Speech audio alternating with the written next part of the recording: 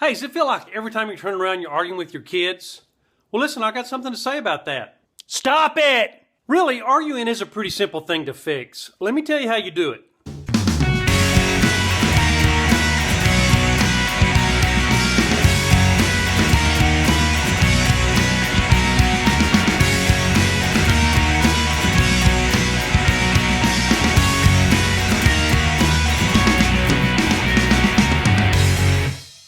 First of all, understand that kids kind of like arguing with their parents because of the sense of power it brings them.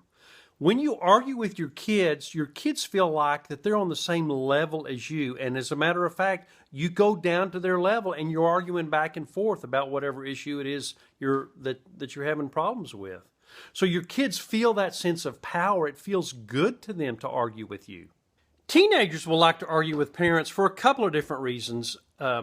One is when you're going through puberty, okay, and your brain reaches a level of maturity that puberty brings, teenagers can finally start to understand more abstract ideas and notions. In other words, they finally have the ability to think like an adult. They don't have the experience that an adult has, right? So when we think about problems or situations, we reflect back on our experience.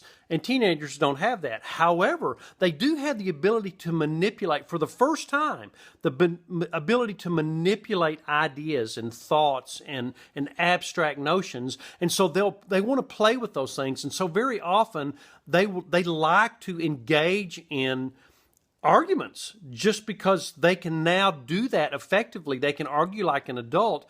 It exasperates moms and dads because, again, very often their arguments are based upon silly things that with experience you come to find that out.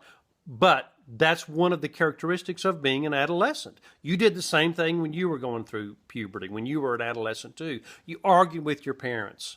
Okay, number two, teenagers like to argue with parents, especially if they're in trouble, because then it makes the issue about the argument, not about why they're in trouble. So they use that to divert attention away from why they're in trouble. And very often when you argue with your child, with your teenager, because of a discipline issue, it will degrade down into something about the way you treat them or something about the relationship, not about exactly why they're in trouble. So the bottom line, arguing is about power and control. It's about wanting to make your point known and have the other person agree with you, which rarely happens.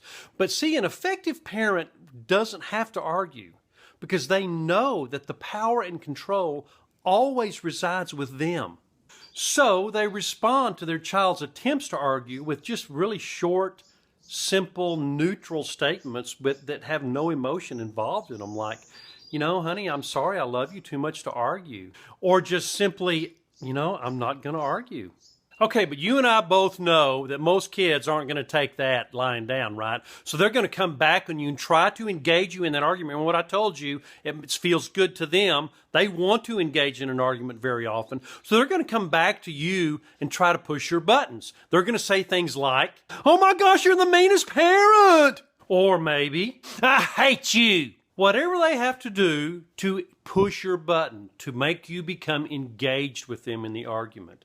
Now then, what you need to do, take a deep breath, understand you're the parent. You don't have to have the last word because the last word resides with you anyway. You have all the power. You have all the control in every situation. And so you don't have to engage in the argument.